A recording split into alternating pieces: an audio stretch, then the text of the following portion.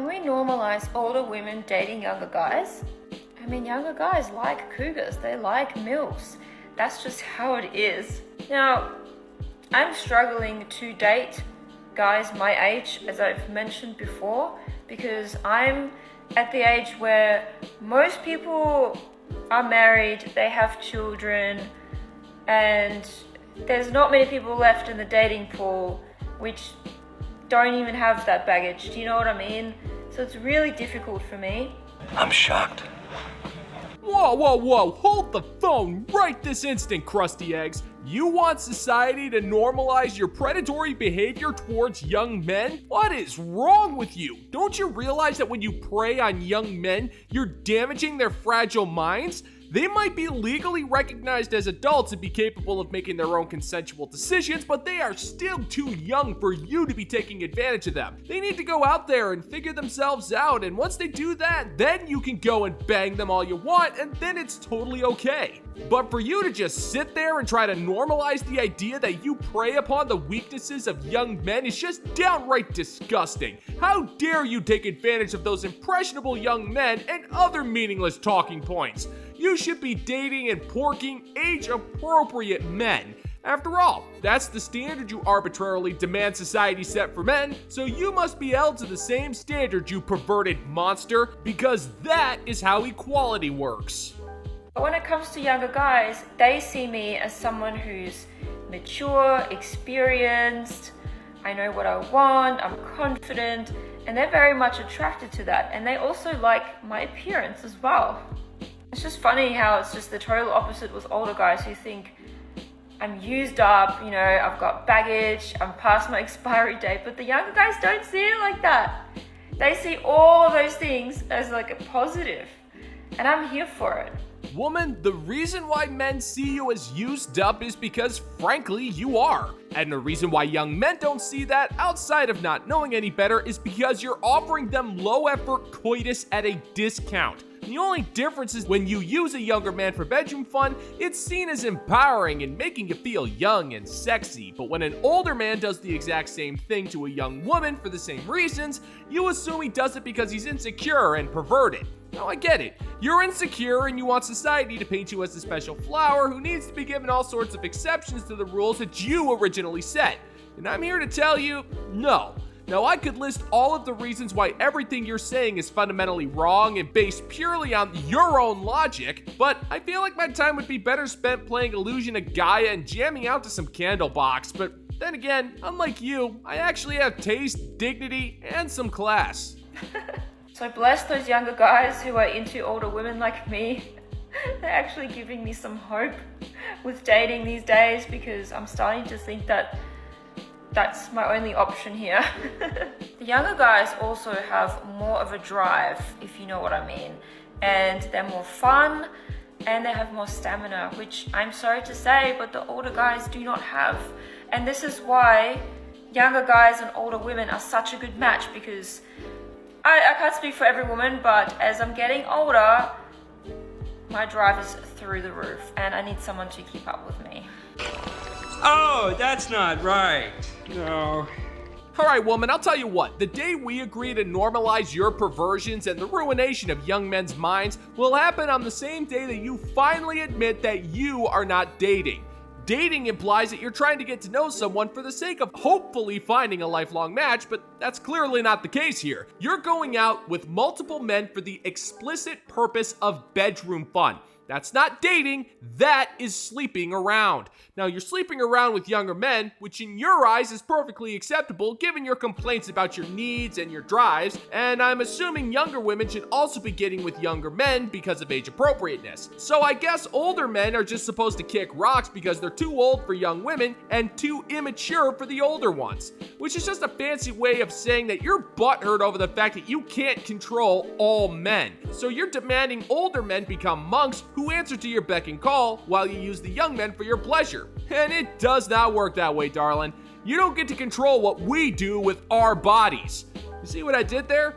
That's called a logical argument. I tell you to look into it, but I'm not gonna bother. I know reading makes you cranky. Checkmate. Checkmate. Checkmate. Bang. Get unready with me after being stood up.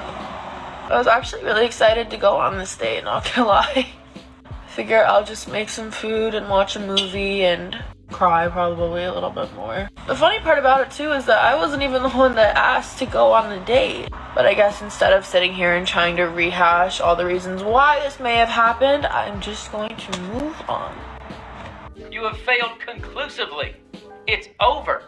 And there is nothing that you can do here in this room that can turn that around. All right, gentlemen and gents, I have to ask something here. How much weight do you think that rag gained when she wiped off all that makeup? I mean, the second that thing touched her face, it completely changed colors.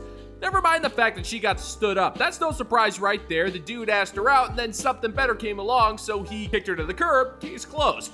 But good lord, that is a lot of makeup. And sometimes I wonder if women going out with Chad is just an excuse to see if they can challenge themselves to see how much makeup they can rub into their skin at any given time. It's only a matter of time before Guinness ends up having to print out a certificate to a woman for putting on a pound of makeup before a date. To be honest, I'm actually kind of impressed how makeup cakery has yet to become an Olympic sport. Or at the very least, something you can catch on the Ocho at like 3:30 on a Wednesday morning, but now that I mentioned it, now it's only a matter of time before it becomes a thing. We can't have dodgeball or stick fighting or medieval melees at the Olympics, but you can bet your bottom dollar that makeup caking will be a thing within the next 30 years, and I wish I was only half joking when I say that.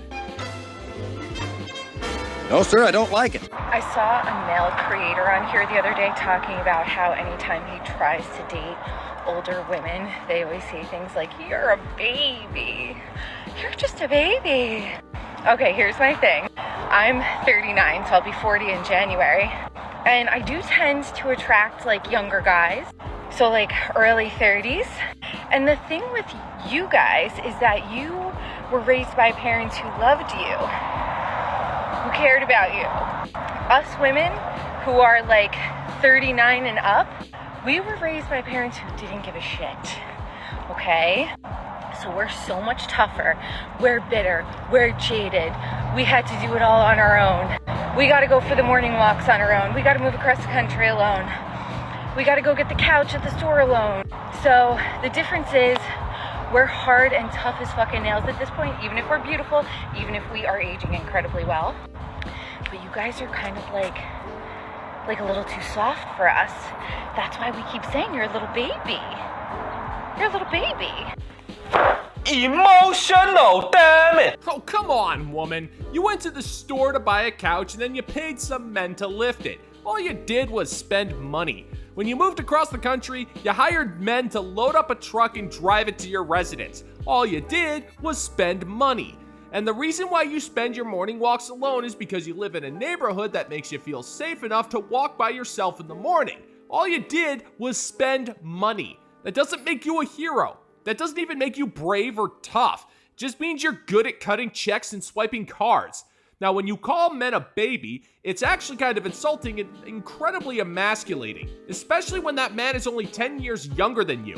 That's not you being tough, that's you being condescending. And that's because you're old. You know you're old, and you can't handle being old. It's not that dude's fault that you wasted your prime years, so don't take it out on him. He was too busy being a grown-up to care. It's science. I had no idea that asking men to make their kids lunches was going to be so controversial. Thousands of comments from men suggesting that making lunch for kids just really isn't that hard, so they don't know why women are complaining. But I also got so many comments like this one. My dad used to make my lunch once in a while. It was always a hot dog and 2 boiled eggs. I called it daddy lunch.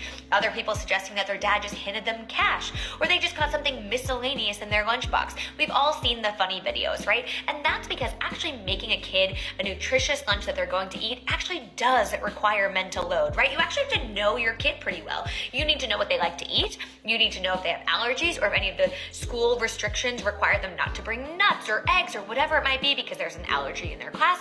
You need to know, what do they eat for breakfast? What are they having for dinner? Have they had enough protein? What are they going to eat, right? When you make lunch for your kids, you're not just simply throwing whatever you find in your kitchen into a box. You're hopefully making them something that is going to be good for them and something you think they will eat because they need energy during the day. Really? Gladys, the answer to your question is relatively simple. What are your kids going to eat? How about whatever the hell you put in front of them? If they don't like what you give them for lunch, then they can skip it and eat when they get home.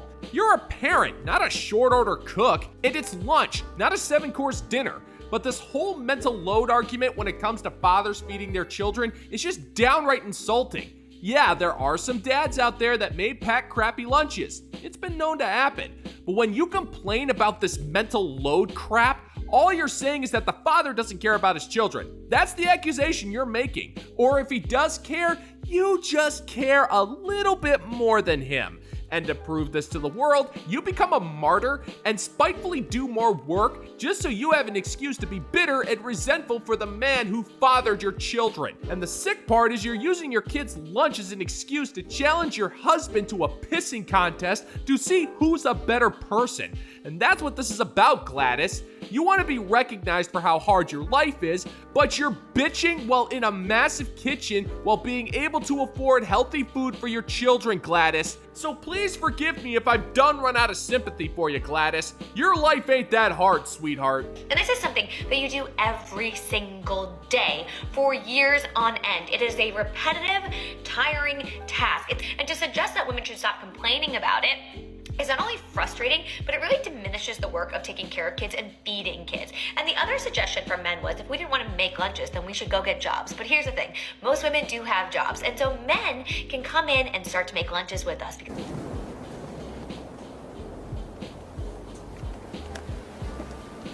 Nice try.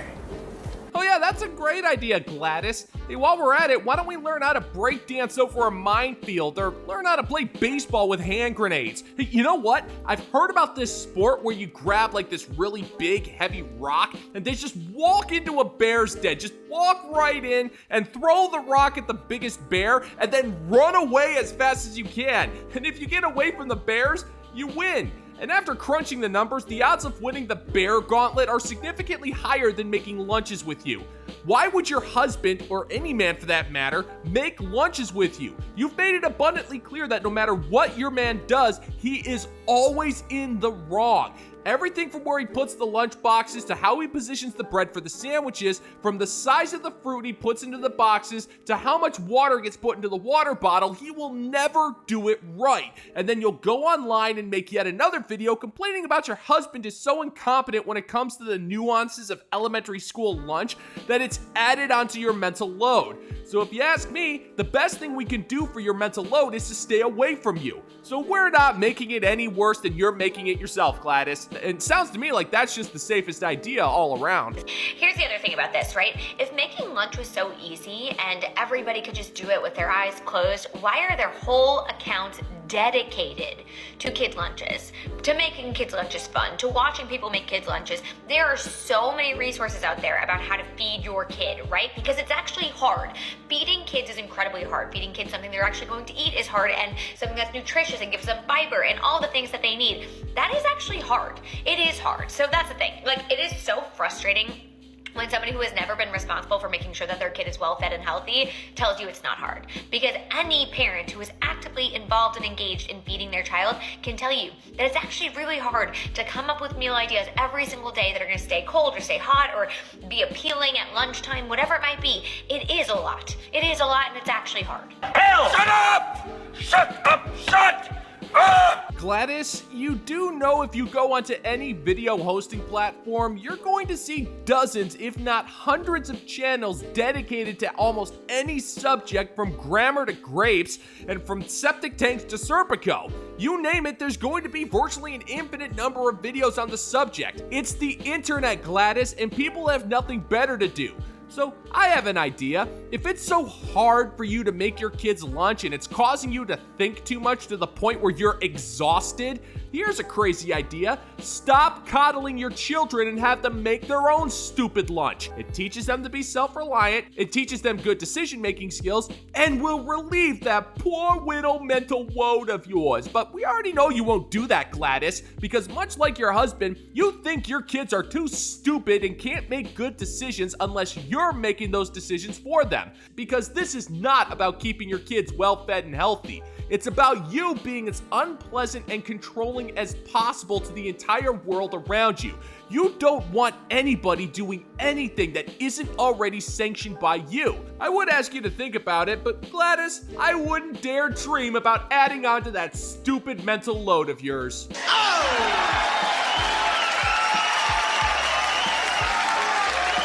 And that's gonna do it for today's video, gentlemen and gents, and as always, if you find that my particular brand of comedy is bringing you to the brink of laughter, then why don't you scroll on down and click that like and subscribe button, ring the notification bell, leave a couple of comments, maybe share this video so we can give the good old-fashioned middle finger to the YouTube algorithm. Thank you so much for checking out the new video, and until next time, peace out, homies.